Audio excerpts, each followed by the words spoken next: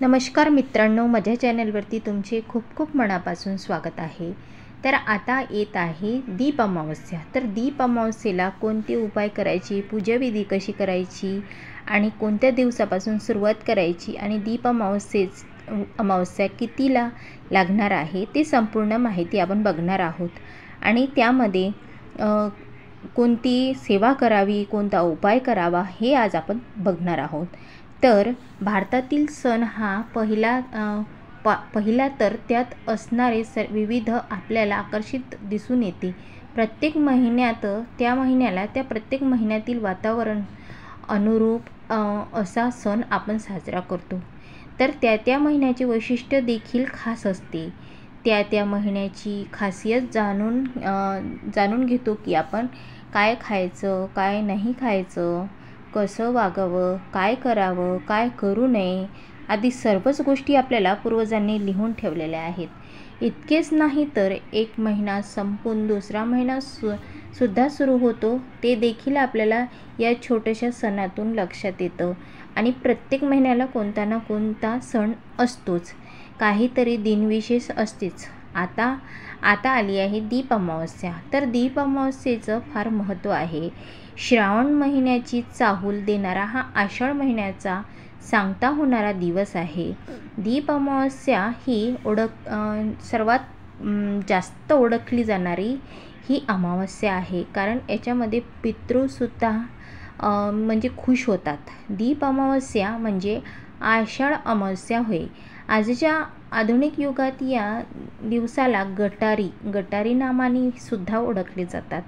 तर गटारी हे आपले केवळ दुर्दैवच आहे की दीप अमावस्यापासूनच आषाढ महिना संपून श्रावणातील सुरुवात होती। तर सणाचा राजा म्हणून ओळखला जाणाऱ्या श्रावणाची सुरुवात बघा दिव्याच्या पूजेनेच अर्थात दीप अमावस्येनेच होते।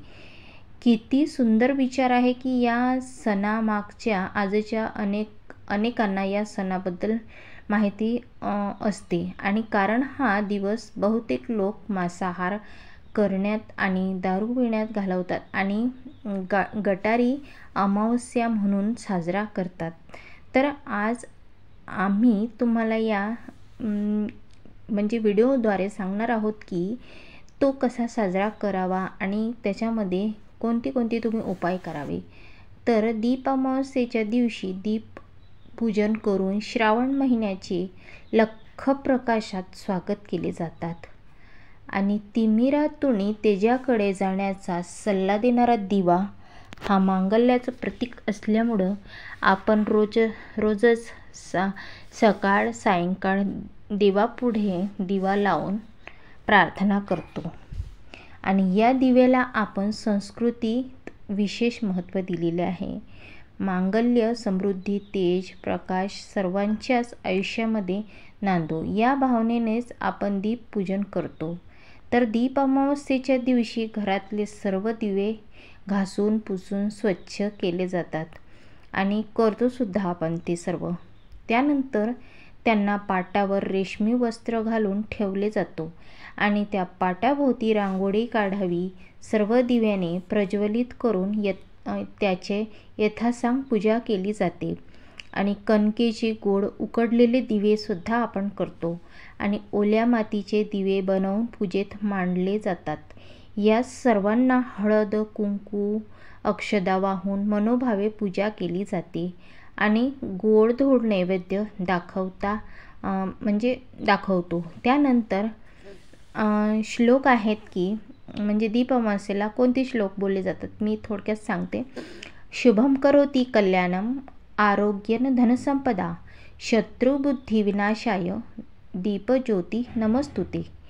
दिव्या दीपोत्सकार काणी कुंडल मोतीहार दिव्याला देखून नमस्कार। तिळाचं तेल कापसाची वात दिवा जळू मध्यान रात। दिवा लावतो देवापाशी उजेड पडला तुळशी पाशी। माझा नमस्कार सर्व देवांपाशी। तर असे काही श्लोक आहेत, भरपूर आहेत, पण मी थोडक्यात सांगितले आहे। दीप अमावस्येचं महत्त्वसुद्धा आहे। तर त्या दिवशी आपण दीप अमावस्येच्या दिवशी शंकर, पार्वती आणि त्याचा पुत्र असलेल्या कार्तिकेय या तिघांची पूजा केली जाते. अनेक लोक या दिवशी शंकरासाठी व्रतही ठेवतात. तशी ही देखील जुनी परंपरा आहे, पण काही ठिकाणी आषाढ महिन्याला अमावस्येला तुळशी किंवा पिंपळाच्या झाडाला 108 प्रदक्षिणा करतात. या दिवशी पितृ पूजा केली जाते. पितरांनाही खुश केलं जाते. अनेक जण दीप अमावस्येला पण दर्पण करतात आणि पितरांना पुरणाच्या नैवेद्य दाखवतात. तर अतिशय प्रसिद्ध असलेले गरुड पुराणाची मते आषाढ अमावस्या ही व्रत जे लोक करतात, पूजा करतात, दान करतात, त्यांना सर्व प्रकारचे दोष व पापापासून मुक्ती मिळते. या दिवशी आपण पूर्वजांच्या नावाने दान करणे शुभ मानले जाते.